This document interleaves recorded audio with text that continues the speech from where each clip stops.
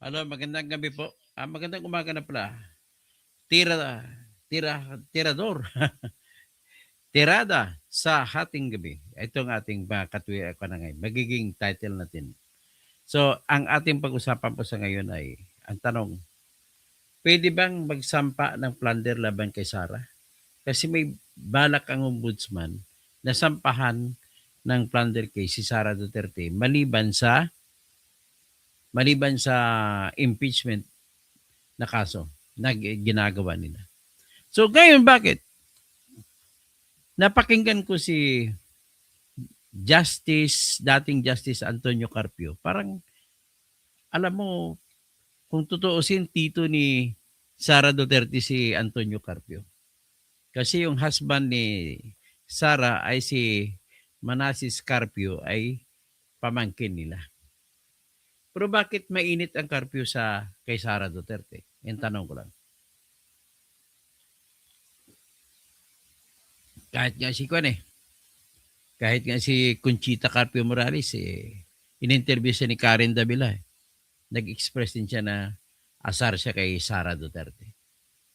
At minsan nga, dumalo si Sara at saka si Manasseh sa kasal ng isa sa kamag-anak ng Carpio.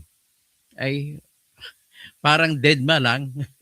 Pero anyway, ang pinaka-issue natin ngayon, immune ba si Sara sa plunder? Hindi ba siya pwedeng makasuhan sa plunder? Ladies and gentlemen, sa ngayon po, na nag-uusap tayo, damang-dama ng mga kalaban ni Sara ang kanilang kasong sinampa na impeachment ay mababasura. Alam nila yan. Nagmamatigas na lamang sila sa kwentuhan sa taong bayan para ipalabas na malakas ang kaso nila. Pero ang katotohanan, kulang-kulang ang akusasyon nila. Maliban sa akusasyon pa lang yan, kulang-kulang na. Sa ebidensya pa, kulang-kulang din. So, yan po ang dahilan kung bakit nagkukumahog sila, nakakasuhan din sa plunder si Sara. Narinig ko yung interview ni Richard Hidarian na elitista kay Justice Antonio Carpio. Yung mga hilig niyang in-interview, yung mga mayaman, yung mga mabigat ang pangalan, pero hindi yan minsan nakita ko nag-interview ng mga mahirap, ng mga squatter. So anyway, nag-interview siya. Ang feeling niya sa mga taga Mindanao ay mga sub-Saharan. Si Richard Hidarian, sub-Saharan. Ang tanong niya, paano yan ngayon sa impeachment? Yung usapan nila lumiko-liko dun sa usapin na kailangan mapilitan si Sara Duterte na mailabas ang kanyang bank accounts o mga bangko at saka yung mga salin. Yung salin niya ando naman sa ombudsman. So, dumako yung usapan nila sa conditional, parang hypothetical na sitwasyon. Halimbawa, tingnan natin, wala tayo sa impeachment. May iba pa bang paraan para mahiya nila si Sara at mailabas ang tinatawag na kanilang kanilang gusto mangyari na ipahiya na ilalabas ko may bank account si Sara. Ganon ang mga usapan nila. Tapos, dumako doon ang isip ni dating Justice Antonio Carpio. Sa ombudsman, may kapangyarihan ng ombudsman na pwede niya gawa ng paraan mapasampi na. Unlock, pwede ba niya mapasampi na? Unlock ang bank accounts. So doon dumako sa lahat. Ngayon, ang kaisipan nila, kailangan may kaso na sinampa na hiwalay laban kay Sara doon sa Office of the Ombudsman. So kung Office of the Ombudsman, dalawang bagay. Administrative o may kinalaman sa trabaho ng tao o di kaya kriminal. Pag kriminal, ikukulong ba siya o hindi? So dalawang uri ng kaso ang meron sa Ombudsman. Dahil meron silang kaso, proceedings, hindi pa kaso yun proceedings pa lang sa House of Representatives. Hindi pa pwede matawag na case. So ngayon, dahil may proceedings sila, nagdidelikado sila baka matalo ng mga abogado ni Sara ang patutsada nila ni Jinky Luistro na gusto nila buksan ang bank accounts ni Sara Duterte sa pamamagitan ng subpoena power kuno ng House Committee on Justice. Tapos, may iba pa pasang sa subpoena, kagaya kay Ramil Madriaga. Kahit pagbigyan mo yan, ako mismo, hindi ako natatakot. Mas gusto ko lalabas at lalabas. Pagbigyan na lang ni Sara si Ramil Madriaga, paupuin, tatanungin. Kaya lang ang problema, ang dinagwi ko, may aabak, kung mapatawag si Ramil Madriaga sa April, kung hindi ko magkamali, April 14, sa sunod na hearing. Ngayon, walang karapatan magtanong si Sara Duterte. So, walang karapatan mag-cross o magtanong si Sara Duterte para testingin niya ang kredibilidad ni Ramil Madriaga. Yan ang problema dyan sa kanilang proceedings na yan. Hearing lang yan kung tawagin. So, anyway, kung ganun, ang ano pa bang ibang ginagawa nila? May pasabpina pa ng yung record sa confidential fund. So confidential fund, may relasyon yan sa pera pa rin ni Sara. Kasi ang teorya ng kaso nila, ninakaw ni Sara Duterte yung confidential fund at binulsa niya. So in other words, meron kang sitwasyon na gusto nila i-discover kasi alam naman natin na hindi pa nila alam kung talaga bang nagnakaw si Sara o hindi. Ang meron lang sa lamesa natin ay yung impeachment na nag-aakusa na may ninakaw si Sara. At alam naman natin na kulang ang ebidensya na nilatag nila. So gusto nila mangyari ay tutulungan sila ng House of Representatives na ang House of Representatives na maghanap ng iba pang ebidensya sa pamamagitan ng tinatawag na subpoena power. So gaya gusto nilang ipatawag yung SALE na patawag na. Tapos yung abogado ni Sara na nag-prepare ng kanyang salin ay ipapatawag din nila. Para tapos ang mga records ng korporasyon ng mga negosyo ni Sara, pinatawag din nila. So ngayon ko lang narinig na marami palang negosyo si Sara Duterte. So ngayon, yung mga negosyo na pala yun na magpapatunay, magpapakita kung talaga bang may anomalya si Sara sa paglago ng kanyang kayamanan mula 13 million noong 2007 at nagiging 98 million noong 2024. So kung ibawas mo 98 million sa 13 million, so 93 times 10, that is 90. So 93 minus 3, that is 87 million. Kumbaga halos 88 million ang tinaas ng kayamanan ni Sara. Gusto nilang alamin yun. So in other words, mayroon po tayong sitwasyon na hindi nila alam kung nagnakaw si Sara o hindi, pero gusto nilang malaman. At dahil gusto nilang malaman, ay ipasabpina nila ang lahat. So ngayon, ihambing mo yan sa isang tao na nananahimik. Tapos, yumaman siya. Tahimik lang siya ng tao. Hindi alam ng tao na yumaman siya dahil nanalo siya sa luto. Ngayon, may isang inggitero na kapitbahay. Kakasuhan niya nagnakaw yan kasi ang trabaho niyan ay tricycle driver lang yan. Kita mo ngayon may mansion na. So, ganun ang mga tenor ng akusasyon. So, mayroon tayong tanong. Pwede ba yan? Dahil lang sa may hinala lang ang isa, pwede ba natin isturbuhin ang tao? Ladies and gentlemen, wala naman siguro masama sa paghahanap ng mga bagay-bagay para malaman mo, mapatunayan mo kung inosente nga ba o hindi yung tao. Kaya lang, ang masama doon, kapag ginawa mo naman yan at pilitin mo siyang mag-produce ng lahat ng dokumento, ay iniistorbo mo siya sa kanyang buhay. Meron siyang karapatan sa tinatawag na seguridad sa kanyang privacy. Nasa ilalim po yan ang karapatan na yan sa Constitution natin. Section 3, Article 3 of the Constitution, the privacy of the communication and all other correspondences shall be inviolable. Hindi pwedeng labagin except upon lawful order of the court. Kaya na meron tayong Constitution na nagbabawal na manghimasok sa pribadong katauhan, pribadong buhay ng isang mamamayan. Opisyal man siya ng bayan o hindi. Yan muna ang kanilang ihardel kung paano sila maghihimasok sa pribadong bagay ng isang tao. So, the only way is lawful court order. So, ibig sabihin, dapat may kaso ka muna at ang korte ang sinasabi.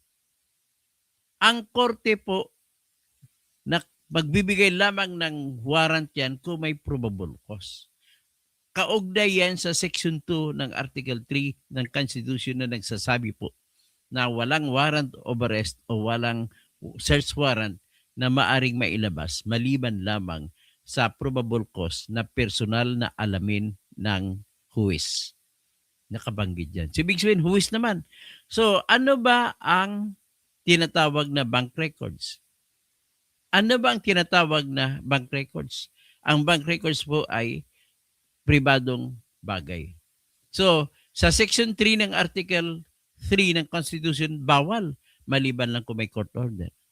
Sa sitwasyon ng Article 2 ng Constitution natin sa Article 3, Section 3, Section 2, Article 3 ay bawal din maliban na lamang kung may utos ang judge.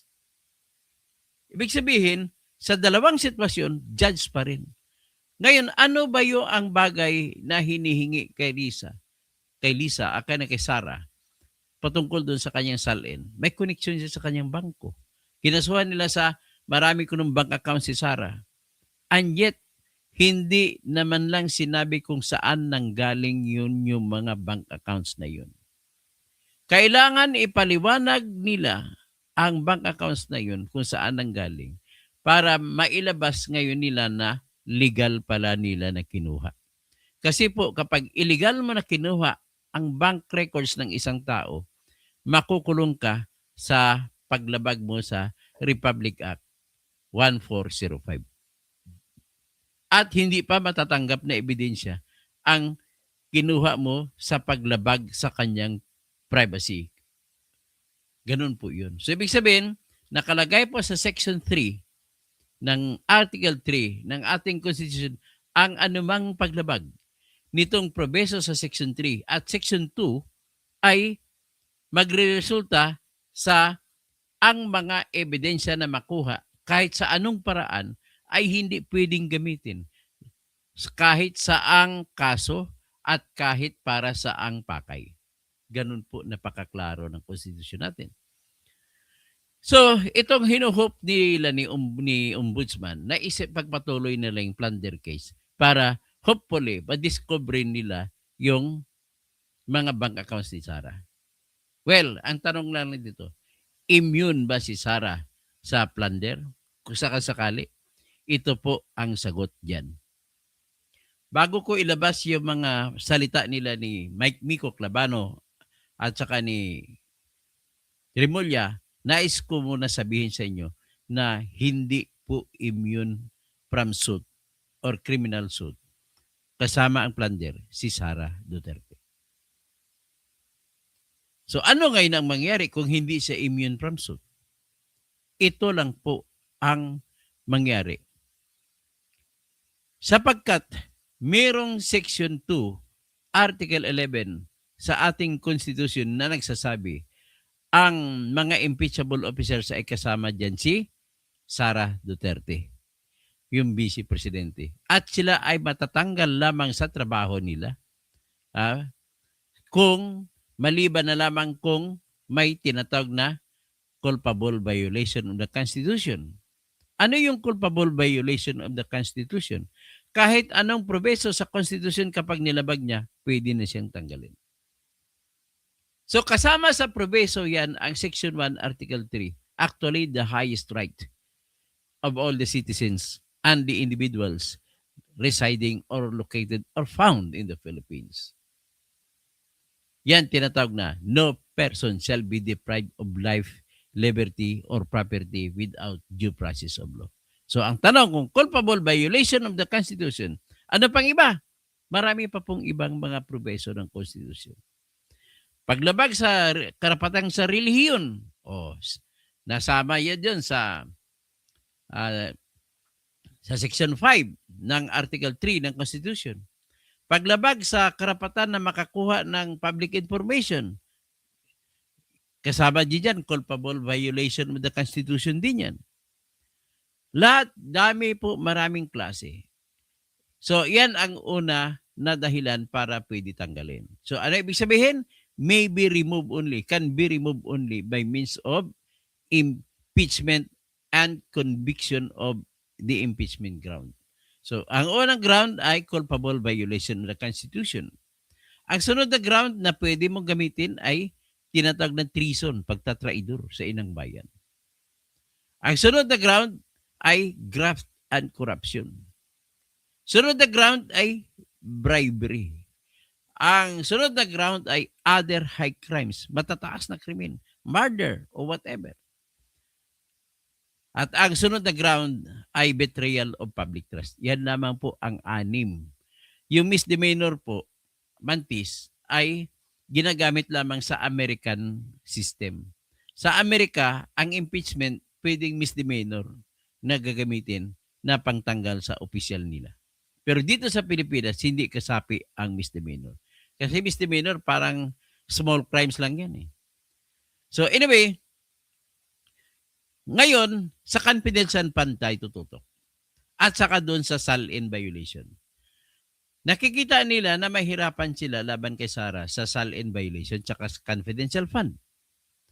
Kasi po, wala sila, kulang ang ebidensya nila. Hindi nila mapapatunayan. Wala silang ebidensya kung paano ninakaw, kung ninakaw man, ni Sara ang confidential fund sa DepEd at saka sa BP ng panahon na siya Vice Mayor, Vice President. Paano mapatunayan? Wala nga rin po sila binanggit kung paano binulsa. Hanggang doon na lamang po ang kwento na tinanggap ni Lieutenant Colonel Raymond Dante La Chica at Lieutenant Colonel Dennis Nolasco ang pera galing sa Land Bank. After that, wala nang kwento kung paano ginamit nila ni Colonel La Chica at saka ni Colonel Nolasco.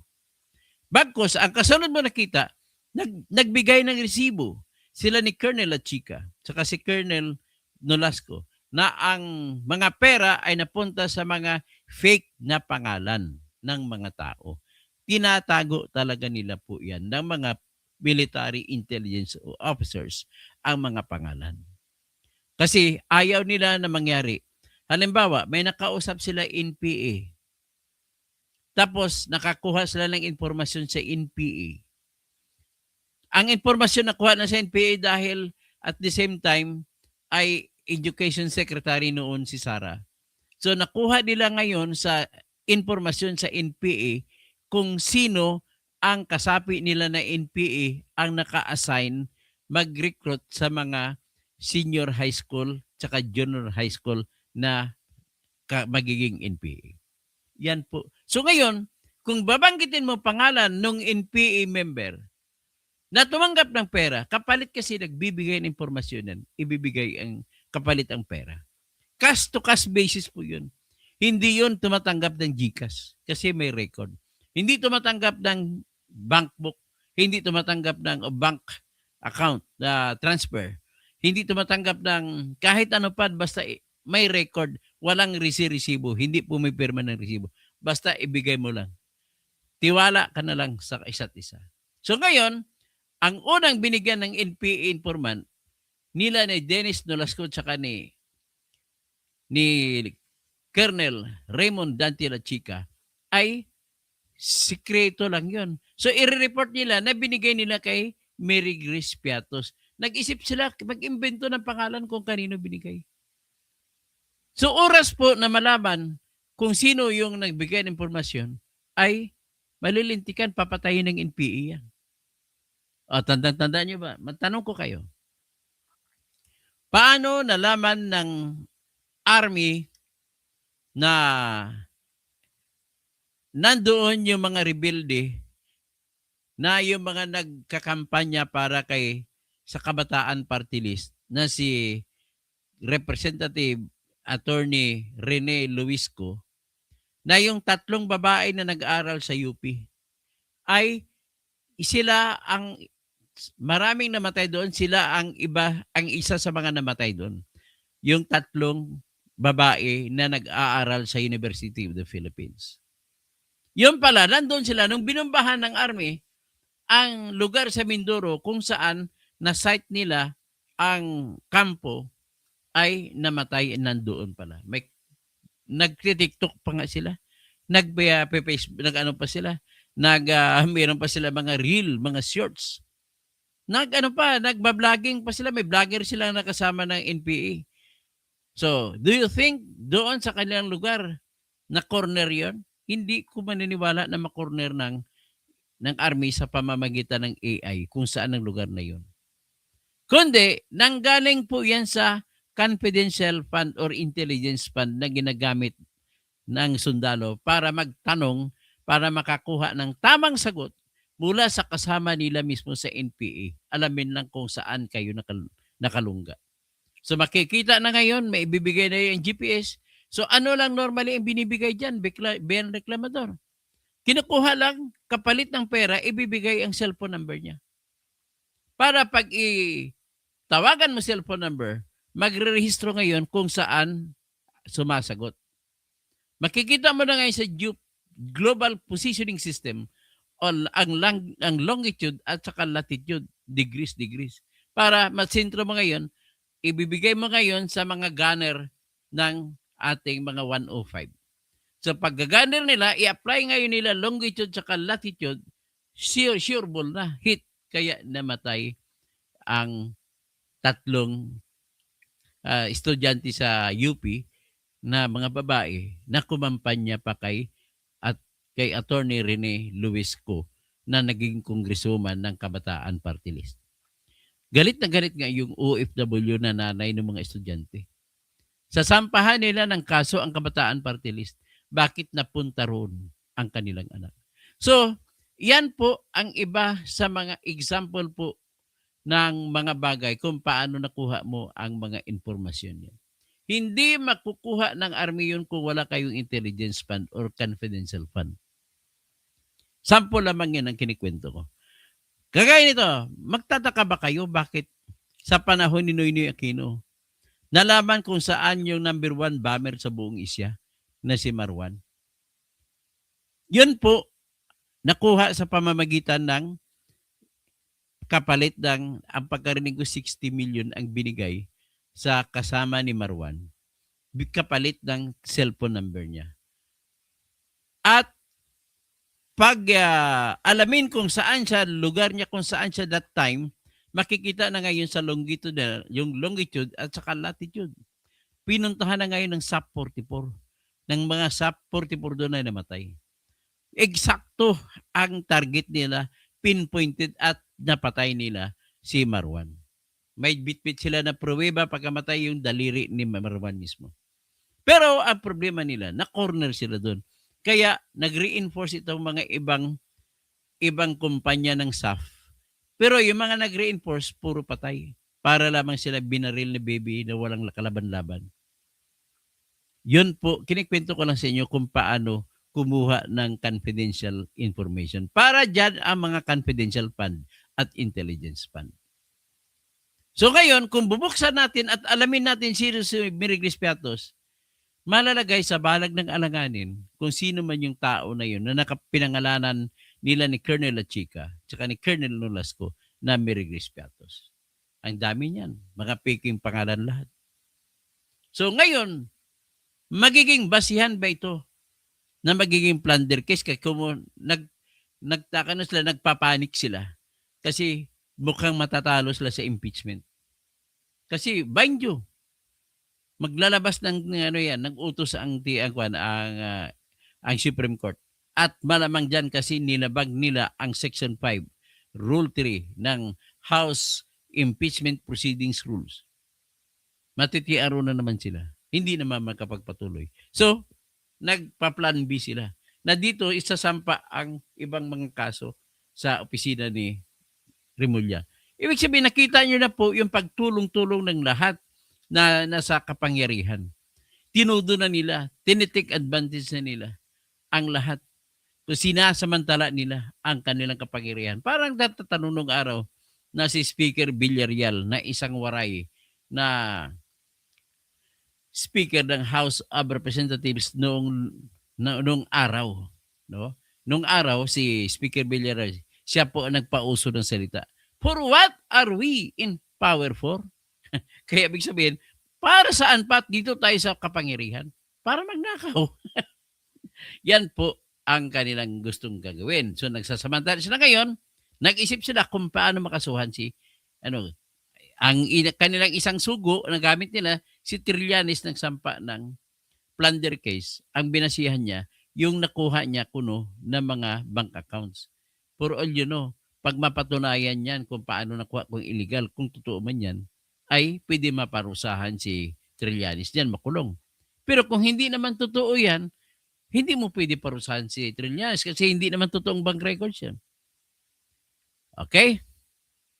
So, si Muntik, kamag-anak pa nga si La Chica na nagbigay ng pangalan. Alamin mo, tanangin mo kay Colonel Raymond Dadji La Chica kung sino yung Merigis Piatos kasi siya ng pangalan nun. Okay? So, with that, ang tanong niyan, tanong, pwede ba makasuhan si Sara? Immune ba siya sa plunder? Ang sagot, hindi po siya immune sa plunder. Pero, habang nakaupo sa Vice Presidente, hindi pwedeng isampa ang kaso. So, hindi magkakaroon ng warrant of arrest. At kung hindi magkakaroon ng warrant of arrest, magkasya na lamang sila ni Remulla sa investigasyon.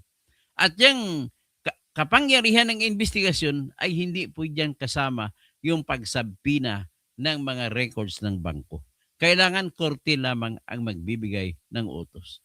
So lahat ng bagay na may kaakibat sa tinatawag na privacy of communications, kahit hindi pa yun bangko na may kinocover ng bank secrecy law, ay pwedeng gamitin na tanging korte lamang ang makapagpalabas ng utos. Bakit? Ang pagpalabas po ng order ng subpoena ay isang uri ng pag-search. Ang sa search naman, sa Section 2 ng ating Constitution, search warrant shall not issue, hindi may labas. Maliban na lamang, except upon probable cause. Maliban na lamang kung may probable cause determined personally by the judge na personal na inalam ng ating huwes. Yan lamang po. So ngayon, kung walang partisipasyon ng ating huwes, lahat ng bagay na pinapasabpina nila, kapag masasaklaw siya ng tinatawag na the right of the people to be secured in their papers, homes, and effects shall be inviolable.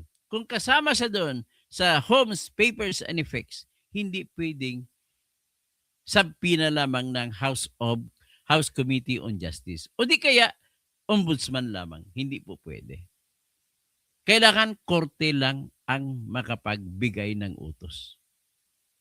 Okay? So, pakinggan na natin ngayon yung ginagawa nila. Ito, pakinggan natin si Director or Spokesman Clavano.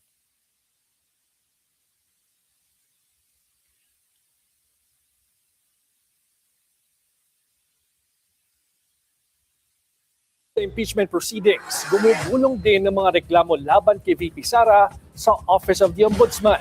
Nasa verification stage na raw ang mga ito ayon kay Assistant Ombudsman Nico Clavano. Nagbabalik si Isaiah Mirafuentes para sa detalye.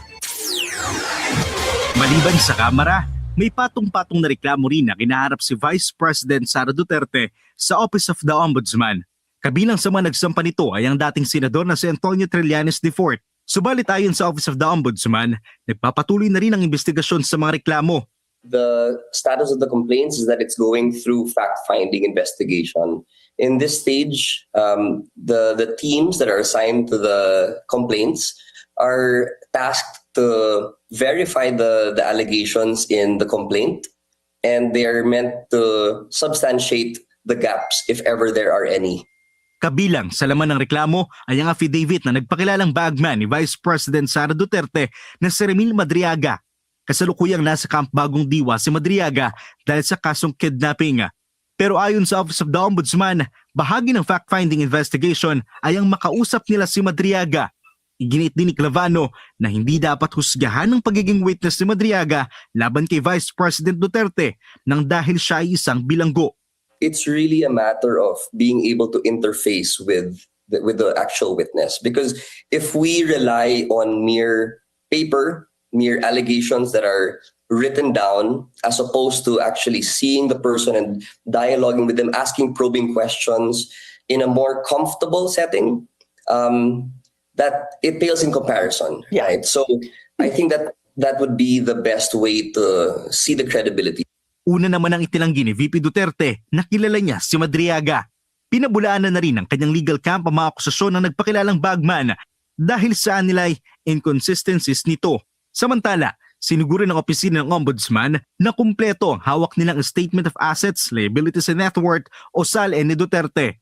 Pero nasa Mindanao office raw nila ang kopya ng SALE ni Duterte para sa panahong alkalde siya ng Davao. Nangako naman ang Office of the Ombudsman na handa silang sumunod sa utos ng House Committee on Justice matapos sila ipasabina para sa mga posibleng dokumento na gagamitin sa investigasyon laban kay Vice President Sara Duterte.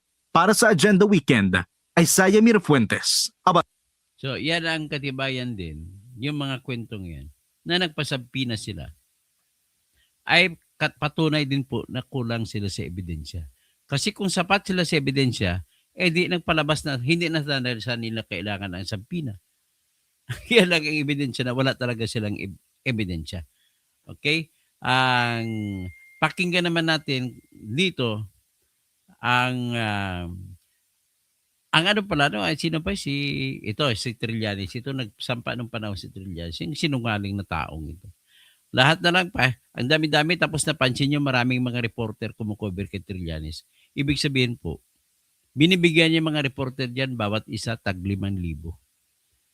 Nanggaling po ako sa media. Alam ko yan ang kalakaran. Ako'y naging editor ng People's Tonight sa loob ng 15 taon. Ako yung Toto Kausing sa People's Tonight na editor.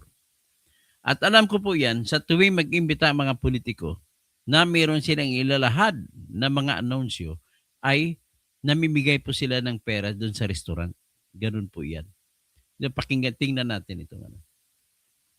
Yung pagsampa ng kaso ni Trillanes. Ito isa napakasinungaling na tao ito. Lahat na ng kwento. Saan ka ba kumukuha ng budget para bumili ng ganung kakapal na maraming bond paper, Mr. Trillanes?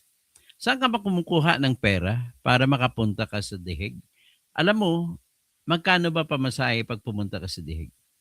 Yung papunta mo palang mahigit 100,000. Ilalo na ngayon na mahal ang gasolina. Abutin pa yung 200,000 pesos ang eroplano mo. Pabalik pa. Ibig sabihin po, sisiw ang 500,000 piso na gagastasin mo pag pumunta ka ng Dihig. Yan po ang katotohanan. Ngayon marami pa kang pinapapunta ng kakampi nyo. Si Cristina Conte, si Attorney Gilbert Andres, si Attorney si Joel Butuyan. Ang dami ninyo, may mga kasama pa kayo ng iba, mga pinadala ninyo diyan, mga kamag-anak, mga namatayan sa war on drugs. Saan kayo kumuha ng pera? Kahit sasabihin ninyo na sa non-governmental office, saan naman kumuha ang NGO ng pera? Aber, doon sa malita. Yan po ang nangyari diyan. So ito, pakinggan natin si Trillanes sa kanyang sinasasabi dito.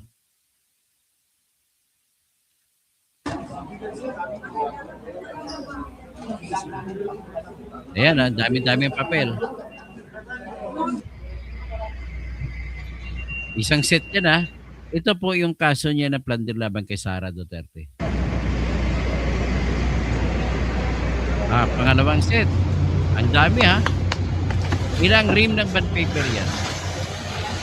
Sa isa, in-estimate ko, 1, 2, 3, 4, 5, mga 20 rims sa isang hilera.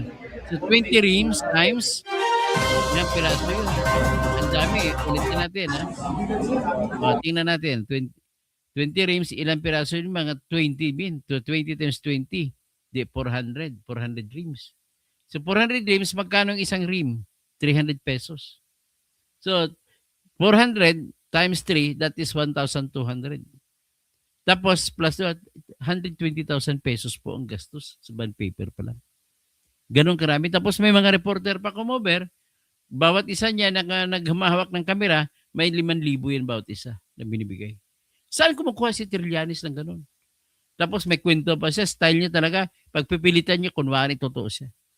Isa sa kwento niya na kunwari totoo siya, yung pinagpipilitan niya na 150 million na binabayad ni Duterte kay Attorney Kaufman bilang abogado ni Duterte.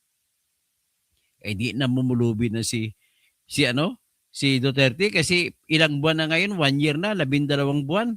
Kung 150 bawat buwan, ay sa 10 buwan, 1.5 billion na tumataginting. So plus 300 million.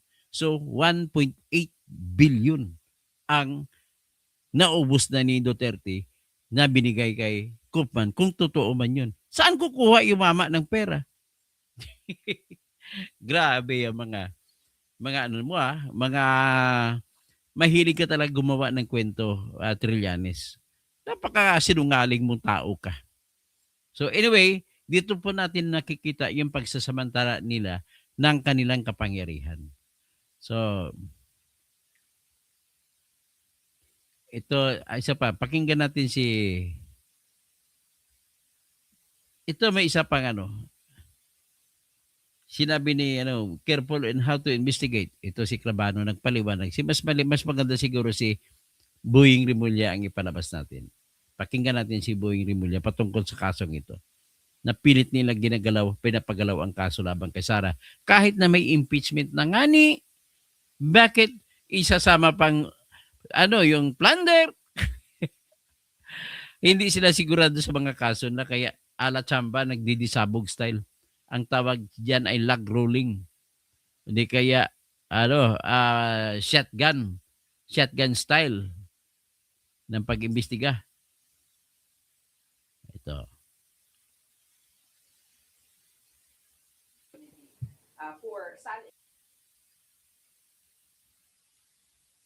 Ano ba ito?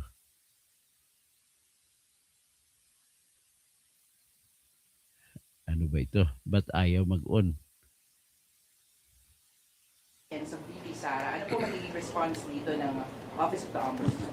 It's part of the constitutional process that we have. It's the legal process. And we just abide by the rules and the law when it comes to impeachment proceedings. Susunod lang tayo sa batas. Ano batas sinusunod mo? Nakakatawa ito si Rimulya. Hindi ko alam kung anong batas yung sinusunod niya. Okay. Dito tayo, pakinggan natin ang si Clabano, ibang sinabi niya.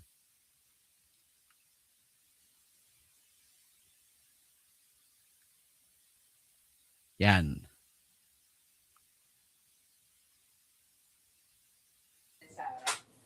Kamusta na sir yung mga reklamo mong kinakaharap niya dito, yung sa iba't ibang civil society groups and also yun muna sir, civil society groups. Yeah, We've umaya sa akin, consolidated mga those troll yan. cases that have similar facts. There are times when there are intersections po between the petitions, and we are careful to make sure that we move efficiently. No, alam naman ho natin at sinabi naman ho natin dati na we are really very careful in the way that we go, that we investigate, especially itong mga impeachable officers. Kasama na din po dyan yung si Commissioner Lipana, no, na may hinaharap din na mga kaso dito sa Office of the Ombudsman. We are very careful to make sure that we do not step on any unconstitutional grounds. No? So yung investigation regarding VP Sara is ongoing. We are gathering more and more evidence. But at the very end, the inclination of the Office of the Ombudsman is that we have to refer the same to the proper forum for impeachment. Dahil magkakaroon din naman ng trial if in case it reaches the Senate. No? So that, for us, constitutionally, would be the best option as of now. Sir, to be clear, fact-finding na po tayo sa VP Sara complaints. Yes po. Fact-finding na po tayo. Sir, relatedly, Ramil Madriaga. Okay lang ba, sir? Sir, si Ramil Madriaga ay inuugnay din po kay Vice President Sara. Siya po ay nagpadala ng sulat dito po sa inyo pong opisina. Kamusta na po yun? At yun po ba ay na-consolidate din with the other complaints? Yes, na-consolidate ho yan. We are looking at the allegations and we are verifying everything that is written in those complaints. No? As for any case here in the Office of the Ombudsman, it has to go through proper verification. Kaya ha, tingnan mo naman, may double standard pala kayo. Ngayon, nagpasa din yan ng reklamo ang 18 sundalo, dating sundalo. Imbis na aksyonan niyo yung kagaya sa ginagawa ninyong aksyon na kay Ramil Badiaga na wala man lang kalaman-laman, bakit yung mga 18 sundalo ay pinaimbestigahan pa ninyo? Kabaliktaran ang ginawa ninyo. Ha? Buwing Rimulya? Hanggang dyan lang muna tayo kasi nagagalit na sa akin yung mga nagagalit na sa akin yung mga binabayaran ni Anticlair Castro na mga troll. Si The Chief, si Ngagba nagkakautal-utal na sa pagkatarantaduhan. Tapos si Yabra Rizzo, putang inang doktor ka nga sa mata, gagok, bubo. Bakit ka magagalit sa akin? Opinion lang ito. Ruby Rarites. Tapos tawagin mo kong kalbo. Bahala ka, baligas ka, baka ma-high blood ka, mamamatay ka rin dyan. Huwag ka magalit, kuya. Si Randy Bakiran, nung editor kayo at nasa media kayo, marami na kayong nakuhang pera kasi sabi niya pinamibigay. Wala po ako nagbigay na pera sa akin kasi nasa loob ako ng opisina. Kinikwento lamang sa akin ng mga kasama kong mga photographer at mga reporter na kada mag-press con, nagbibigay talaga ng pera yan. 5,000 yan. Sa ngayon, nung araw 1,000 lang daw yan, 500. Tapos may pagkain pa. Tapos the chief, ayos yan kuya, magpapasok ka ng baser. Okay lang mga baser, walang problema yan. Sila rin ang para kumita naman sila. Naawa na ko sa kala, wala silang kikitain ngayon. Baka ipapako sila sa cross ngayon kung wala silang kinita. Napakaubod ng mali-malitang pera, sabi ni Silos Tiangson. So sa chief, ang dami mong baser kuya, okay lang yan. Mga baser na wala tayong magagawa. Dami talaga yan. Kasama sa buhay yung mga baser na yan. So mga comment section, no? Puro mga ano. So hanggang dyan na lang, no? Tapos sabi si Mike official sabi, basta kalbo masamang tao. Saan ka ba naman makakuha na yan? Sundin nyo si Ben Reclamador ko mag-comment. Kayo puro mga below the belt. Abner Moreno, sayang po kayo. Bakit ako masasayang? Mali ang landas na tinahak mo. Bakit magiging mali? Pinaglalaban ko lamang po ang batas na nilalabag nila ni Bongbong Marcos. Bawal mag-aresto ng tao na walang warrant of arrest galing sa ating korte. Pero ginawa niya kay Duterte. So sabi niya, nagkaroon ka ng problema sa pera at daming prosesyon sa buhay. I pray for you. Salamat po, nag-pray ka sa akin. Hindi po ako mag-change ng direksyon kasi ang direksyon ko po, ipaglaban ko po ang batas. Pasensya na Abner Moreno kung hindi mo ko naintindihan. Pinaglalaban ko to ang batas, dapat mananatili. Ang gusto mo kasi, nakatingin ka kasi sa tao. Galit ka kay Duterte, gusto mo lahat na lang tira laban kay Duterte. Di ba? Tama ba yun? Ako galit ako kay Marcos pero hindi ko nang tinitis si Marcos may magandang ginawa. Pero ang problema ko, lahat na lang ginawa ay puro palpak. Kagaya nitong crisis, hindi sana tayo maka-crisis kung ang pera na ginamit sa pagpatayo ng mga flood control na hindi man lang tumayo, ay kung binili ito ng imbak ng gasolina at krudo, wala sana tayong problema sa ngayon. Hindi sana tayo babagsak sa presyuhan na mataas. Hinahayaan pala niya ang mga pribadong sektor na magtaas ng presyo ng gasolina. Kahit na lumang stock na yung binibenta nila, pinipresyohan nila sa presyo sa ngayon. Grabe. Ang presyo ng krudo halimbawa, nasa 55 pesos pa noon. Ngayon ibebenta nila 127, 130, 136. Saan ka makikita? Anong katwiran meron ka? Di, pag nanakaw sa taong bayan yan, depensan mo ba yan, Abner Moreno? Sayang po kayo, Abner Moreno. Ang utak mo po, hindi mo tayo naintindihan ang pinaglalaban mo. Kaya tayong Pilipinas ay lugmok. Lahat ng nakipaglaban ay hindi alam kung saan sila pupunta. Kung ayaw man kay Duterte, Shirley Rimando, ano ang iyong ebidensya na guilty siya? Wala kang ebidensya. Kwento lang yan. At walang ebidensya na inilabas. Natunghayan naman natin po yung nakaraan na confirmation of charges proceedings. At walang naipakitang ebidensya maliban na lamang sa mga video-video itong mga prosecutor. Maliban na lamang ito sa kanilang mga kriminal na testigo na si Las Cañas, na si Matobato, na si Rowena Garma.